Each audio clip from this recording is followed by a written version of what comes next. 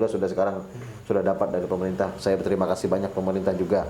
Terus itu sekarang setidaknya kita bekerja aja, ya kan? Apa yang sudah tupoksi kita, ya kita lakukan aja. Ya, artinya ikhlas kita, bagaimana kita memperjuangkan dan membangun diri kita. Karena kita untuk memuaskan masyarakat tuh nggak bisa, karena kita bukan alat pemuas. Itu.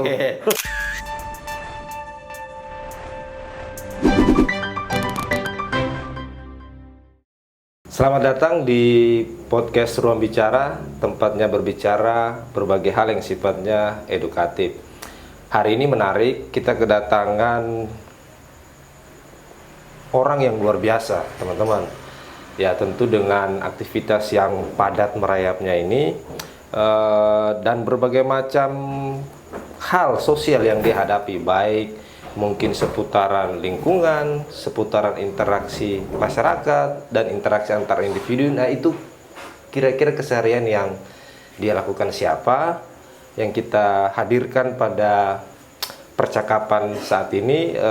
Namanya Sarul, dan kemudian dia juga sebagai ketua RT di Kecamatan Sangatta Utara. Tapi lebih spesifiknya kita sapa dulu. Apa kabar Pak RT Sarul? Baik, kabarnya alhamdulillah baik. Tapi sehat? Sehat, alhamdulillah sehat. Pak RT kan harus sehat, kalau tidak sehat wah bahaya ini warganya ini. Oke, pertanyaan pertama ini Pak RT. Kenapa sih mau menjadi Pak RT itu? Maksudnya itu cita-cita kah? Atau kemudian dorongan dari masyarakat, dorongan istri, atau seperti apa? Coba diceritakan dulu ke kami-kami ini, silakan. Baik, ya terima kasih. Perkenalkan, saya Sarul RT 53 RW 07 Kelurahan Tulingga. Jadi tujuan saya jadi RT ini adalah dorongan masyarakat yang pertama. Yang kedua, saya pribadi melihat lingkungan kita sudah berapa tahun tidak ada perkembangan. Jadi disitulah tersentuhnya saya selaku daerah juga pengen bagaimana daerah kita bisa maju. Apalagi jalur kita ini dilintasi oleh para pejabat yang istilahnya di jalur poros pendidikan. Jadi disitulah tersentuhnya hati saya untuk maju di RT 53. Nah, gitu. Untuk maju di RT 5, berarti ada pemilihan atau seperti apa itu PRT itu? Prosesnya kemarin itu pemilihan. Pemilihan. Ya. Berarti ada berapa calon kemarin yang maju itu? Alhamdulillah kemarin kita ada 2 calon. Oh, 2 calon. Ya. Oke. 2 calon itu berarti yang nanti milih warga yang di RT tersebut itu. Betul sekali, betul. Nah, itu cara milihnya ya kalau dalam bayangan saya kan dalam proses anggaplah pemilihan legislatif atau pemilihan kepala daerah. Betul. Kan biasanya ada spanduk. Betul. Atau mungkin visi misi. Nah, kalau PRT ini seperti begitu juga kah, pasang spanduk-spanduk, visi misinya, ataukah seperti apa itu? Coba diceritakan ke kami ini. Baik, jadi proses untuk pemilihan RT itu memang ada regulasinya. Salah satu kita ngikut aturan dari kelurahan. Oh. Nah, jadi kita ada proses juga, ada terkait pemilihan, ada juga KPU-nya yang itu disusun oleh dari panitia setempat, maksudnya masyarakat, tapi didampingi oleh pihak kelurahan. Oh. Jadi memang alat peraga kita ini kan beda sama pejabat-pejabat lain. Kita ini hanya RT yang setidaknya apa ya, gimana ya, minim sekali kalau kita menggunakan kayak atribut ataupun apa namanya gambar-gambar. Tapi terkait masalah visi misi pun kita juga punya seperti itu. Oke, gini deh.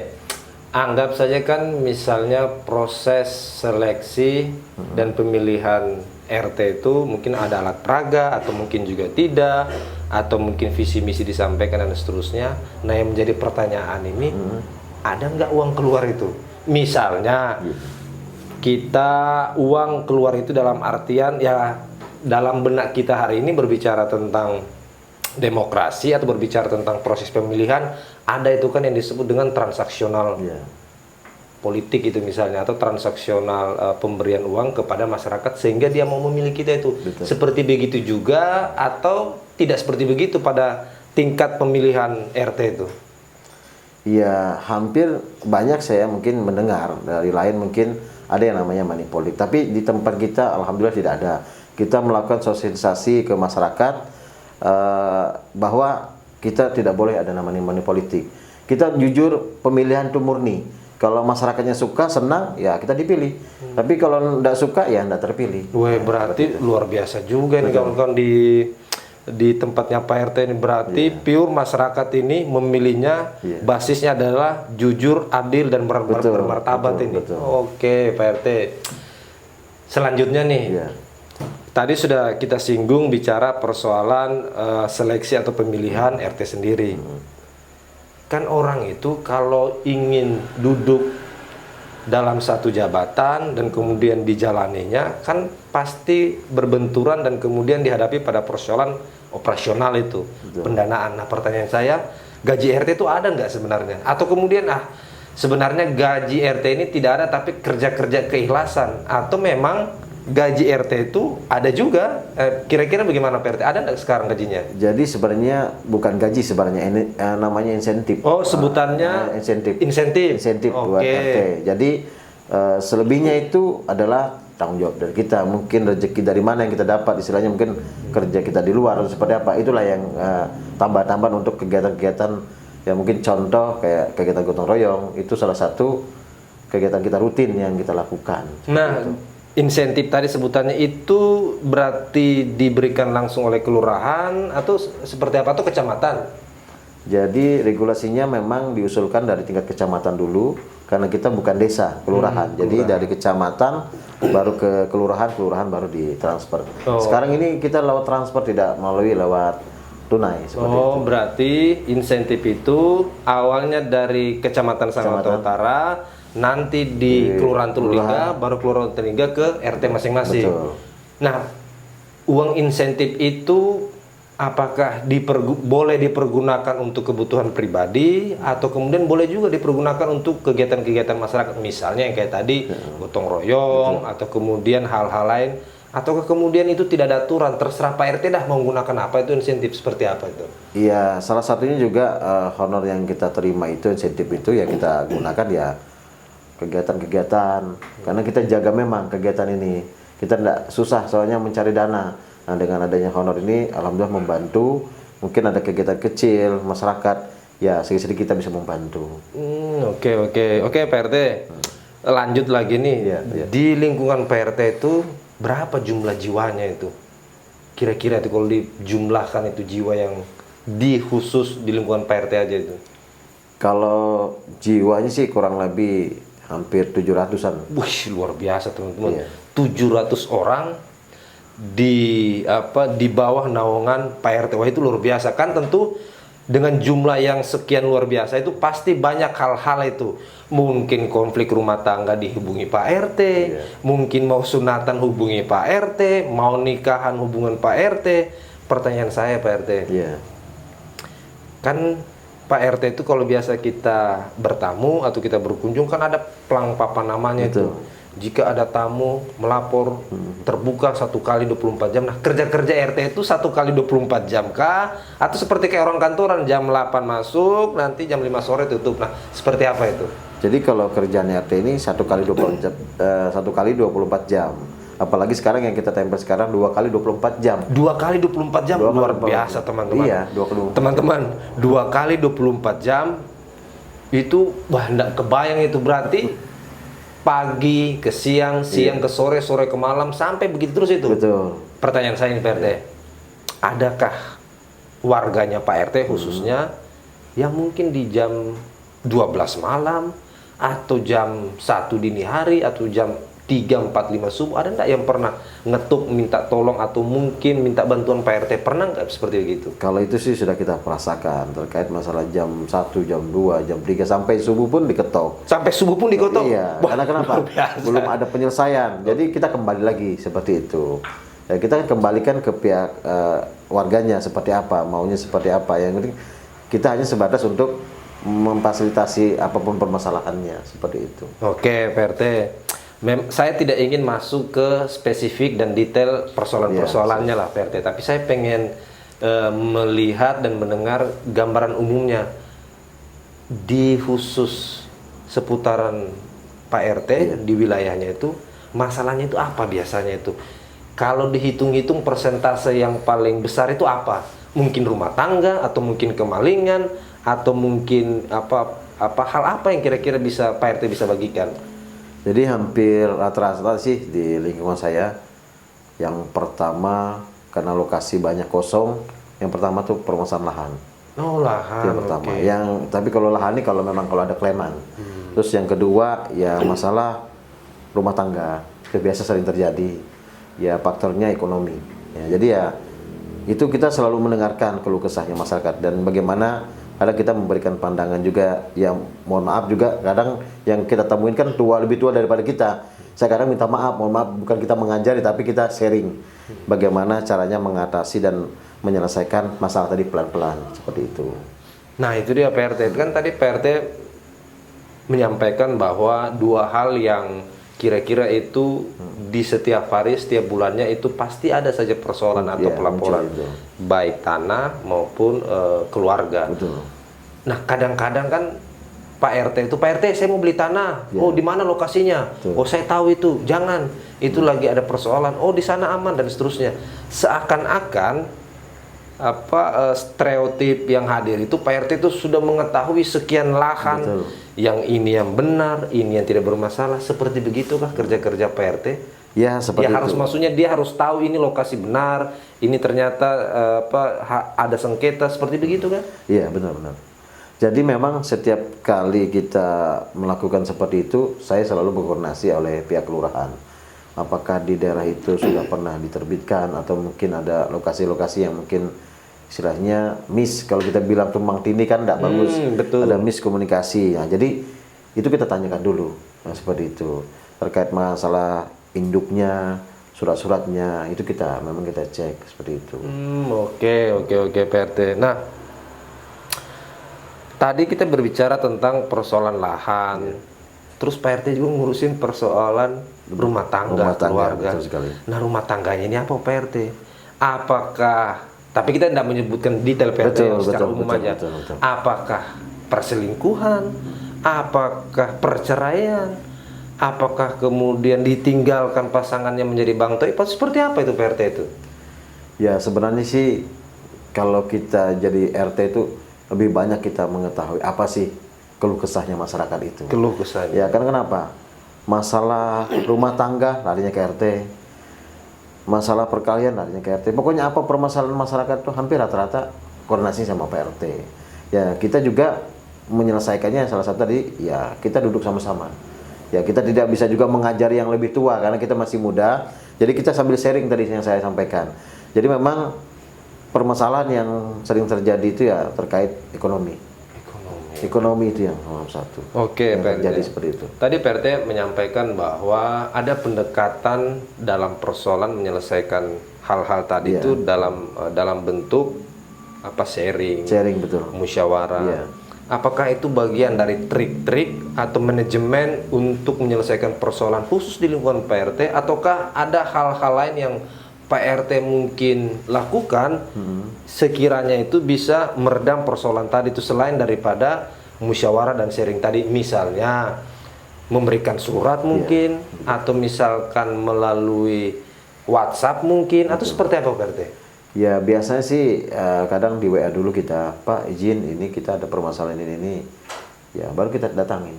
Pokoknya setiap ada laporan kita datangin, ya istilahnya kita coba duduk musyawarah internal kekeluargaan.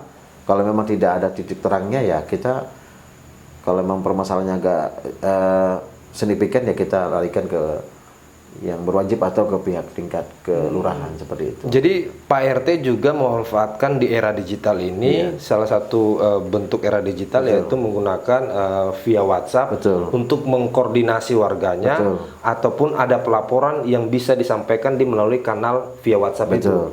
Oh luar biasa. Saya kira pelaporan itu misalnya pelaporan tertulis, Pak RT saya punya rumah tangga ada begini-begini, apakah harus buat laporan tertulis? Oh ternyata bisa melalui WhatsApp tadi itu.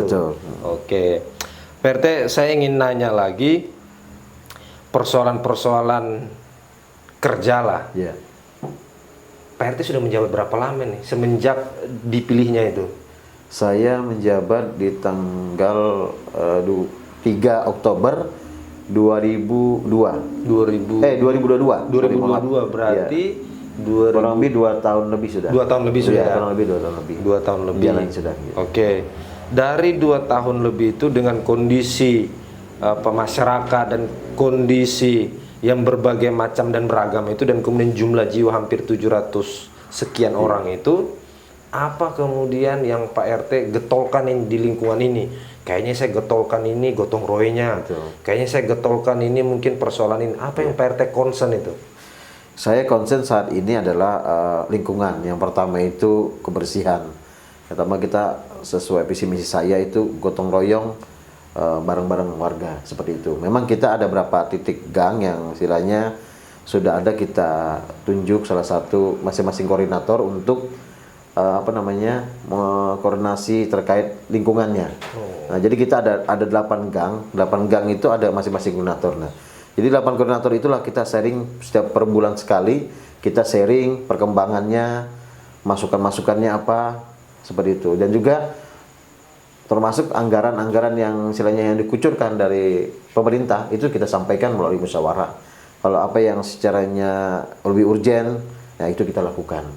Kalau semuanya kemarin awal saya menjabat itu yang pertama yang saya bangunkan tenda kursi belum ada, ya alhamdulillah sekarang sudah dapat dari pemerintah. Saya berterima kasih banyak pemerintah juga. Terus itu sekarang ini kita dikasih lampu jalan. Lampu jalan itu salah satu dari kilometer itu 8 titik itu sudah kita pasang. Nah, cuman ini kan bertahap dalam arti kayak kabel, lampu itu swadaya. Memang kalau melihat anggaran yang kemarin kita kasih yang 50 juta memang tidak cukup dalam satu titik karena ini banyak gangnya seperti itu. Berarti luar biasa Pak RT. Saya menangkap bahwa kerja-kerja yang dilakukan Pak RT hari ini adalah kerja-kerja kekeluargaan, tetapi dibangun basis manajemen yang luar biasa. Ada koordinasi, ada koordinator, sehingga kemudian lebih terkoordinir dalam penyampaian program dan informasi dan seterusnya. Pak RT, saya ingin nanyakan lagi. Biasanya tuh kan kalau kita jalan masuk gang atau masuk RT, ada itu kan pos kamling. Betul. Di lingkungan Pak RT ada nggak dibangun pos kamling itu? Maksudnya yang saat sekarang ini sudah jadi nih. Alhamdulillah kita ini pos kamling sudah ada satu di Jalan Haji Saka, itu sudah terbentuk. Ya alhamdulillah masyarakatnya antusias juga jaga malamnya. Ya namanya ini kan masyarakatnya tidak terlalu banyak, mungkin ada yang sibuk kerja malam atau ya alhamdulillah terisi terus. Ya gitu. Target saya juga semua gang nantinya itu akan kita bangun pos ronda. Karena kenapa? Itu sudah ada namanya meteran lampu jalan. Nah, lampu jalan itu sudah bahasanya untuk pos ronda. Nah, makanya target semua titik gang-gang nanti masing-masing koordinator itu kita bangunkan pos. Nanti caranya seperti apa nanti ya kita komunikasi lah. Istilahnya dari perangkat-perangkat yang mana yang bisa kita komunikasikan biar bisa membangun seperti itu. Karena kalau melihat anggaran RT kalau kita bangun pos sudah cukup, ya kan gitu. Sedangkan ada berapa 8 titik seperti itu. Jadi alhamdulillah kemarin yang sudah kita lakukan pembangunan itu swadaya. Alhamdulillah ada donatur-donatur yang ada usaha-usahanya di lingkungan kita itu sangat peduli seperti itu. Oke, Pak RT. Kan kita melihat nih ketika pos kamling itu jadi dan kemudian diisi dan kemudian ada rolling setiap harinya siapa yang jaga atau jadwalnya lah. Itu atas dasar kemauan dan keikhlasan warganya kah, orang per orang, atau kemudian yang jaga-jaga itu juga diberi ya kita istilahkan gaji lah atau insentif lah atau ngerokok atau tidak ada semua itu, semua dasarnya keikhlasan untuk menjaga keamanan di lingkungan sekitar RT itu. Bagaimana Pak RT? Jadi kegiatan ronda ini memang kita sudah musyawarahkan sebelum terbentuknya pos itu kita musyawarahkan. Entah nanti siapa yang menjaga sudah kita sampai. Alhamdulillah dengan kerendahan hati, keikhlasannya warganya juga ya bahu-membahu, gotong royong terkait mungkin beli gula, teh, kopi itu swadaya. Jadi saya sudah sarankan juga warganya mungkin yang tidak jaga malam, mungkin pas lagi keluar mungkin dibeli-beli jajan apa gitu, biar istilahnya membantu semangat biar teman-teman yang tadi jaga lebih semangat. Karena memang kemarin itu juga untuk iuran itu masih belum kita bebani, takutnya memberatkan. Tapi kita mungkin ada yang habis keluar jalan-jalan sama keluarga, saya titip kalau bisa belikan kue atau apa dititip ditaruh di pos. Oke, jadi itu salah satu bentuk opsional ketika memang salah satu warganya tidak bisa ikut berpartisipasi dalam menjaga pos ronda. Ya mungkin kalau dia jalan beli pisang goreng di bawah. Betul. Oke. Pak RT. Dari 700 jiwa yang tinggal di lingkungan PRT itu kan banyak betul. Pasti ada saja mungkin orang yang suka, mungkin orang yang tidak suka. Pernahkah PRT dapati hal-hal seperti begitu? Ya kalau saya sih, ya namanya sebagai pemimpin tuh biasa memang ditemukan orang suka dan tidak suka. Tapi setidaknya kita bekerja aja, ya kan. Apa yang sudah tepoksi kita, ya kita lakukan aja. Ya, artinya ikhlas kita, bagaimana kita memperjuangkan dan membangun diri kita. Karena kita untuk memuaskan masyarakat tuh nggak bisa, karena kita bukan alat pemuas. Itu. Ya, artinya semampu kita, sepanjang kita bisa bantu, kita bantu. Tapi alhamdulillah kegiatan-kegiatan istilahnya rukun kematian itu alhamdulillah sudah berjalan dengan lancar. Ya walaupun ada kendala-kendala terkait masalah peralatan mungkin saya masih membutuhkan. Tapi alhamdulillah kemarin sudah ada komunikasi. Mudah-mudahan nanti pelan-pelan yang perangkat-perangkatnya itu bisa ada nantinya seperti itu. Iya itu PRT. Jadi PRT itu kan ngurusin banyak hal. Betul. Dari yang lahir sampai menikah. Betul. Sampai meninggal. Betul sekali. Nah yang tadi PRT menyinggung rukun kematian itu kan luar biasa PRT. Betul. Nah di lingkungan PRT menjalankan rukun kematian itu per bulankah?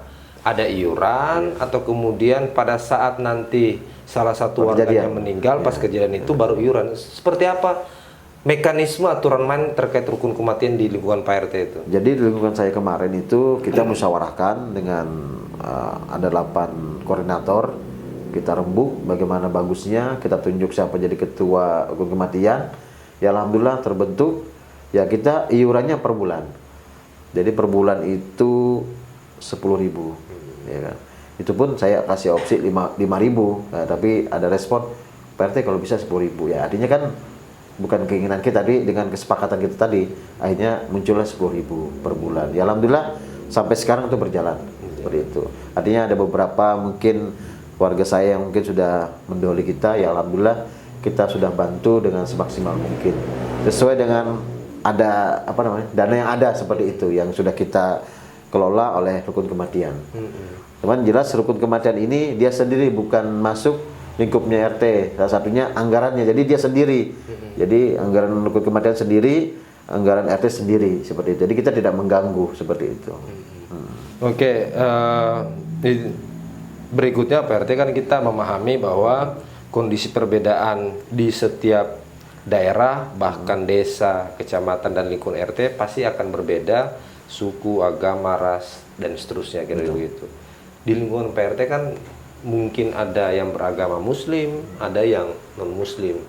Nah, cara untuk membuat dia harmonis ini dan kemudian saling menjaga, saling menghormati, menghargai, bagaimana treatment atau kemudian kerja-kerja PRT dalam melihat dan menjaga persoalan tadi itu. Bagaimana PRT? Ya, saya pribadi ya saya door to door. Artinya kenapa? Kita di tempat saya bukan hanya Muslim, non-Muslim pun ada. Jadi setiap kegiatan, mau itu kegiatan Muslim, non-Muslim, kita selalu berpartisipasi. Contoh kayak Natal kita datangin. Walaupun Natalnya sudah selesai, mungkin perayaannya kita datangin ke rumah berkunjung. Itu salah satu program saya datangin. Artinya bukan apa? Kita tidak membedakan. Ya, beliau pun juga yang non-Muslim ketika mungkin kita memperingati hari raya kita juga dia datang. Nah itu tempat kita alhamdulillah sih orangnya baik-baik semua. Ibaratnya toleransi antar agama ini alhamdulillah bagus di daerah kita. Cuman yang permasalahannya pribadi aja yang sering tadi yang kita tanyakan seperti itu. Oke, luar biasa PRT. Yang tadi disampaikan perbedaan itu pasti, tetapi yang menjadi poin penting kita harus menjaga hal-hal yang berbeda tadi untuk dalam konteks persatuan supaya lebih kuat secara bersamaan. Pak RT, ini karena sudah 23 menit rekaman video ini, saya minta closing statement atau hal-hal atau himbauan lah kepada siapapun teman-teman yang nonton. Tidak bisa juga kepada lingkungan Pak RT ataupun teman-teman. Silakan Pak RT, ada yang mau disampaikan. Ya, saya pribadi terima kasih sudah datang di sini. Bisa ketemu bareng sama orang yang luar biasa lah ya kan, saudara juga biasa gitu. Di luar. Jadi ya saya himbau juga ya mudah-mudahan harapan saya pribadi kegiatan-kegiatan ini ya bisa masuk ke lingkungan-lingkungan RT biar kita bisa tahu apa perkembangan apa permasalahan, sehingga salah satu media-media apapun yang liput itu bisa tahu. Sebenarnya kuncinya ya tadi, berat sekali kalau jadi RT itu. Karena kenapa? Kita menjaga manusianya yang banyak, ya kan, beda pemikiran, beda pemahaman, tapi dengan kita duduk bersama, ya alhamdulillah semua permasalahan itu selesai. Jadi mungkin dari saya itu aja sih statementnya. Terima kasih sudah sampai di sini, dikunjungi sini, istilahnya apa, diundang lah istilahnya di tempat ini, seperti itu. Oke, terima kasih Pak RT. Memang berat sungguh menjadi Pak RT. Ya begitulah dengan keadaannya, tetapi yang pasti tetap kita merawat silaturahmi untuk dan atas nama kemanusiaan. Sampai berjumpa di video akan datang. Terima kasih teman-teman.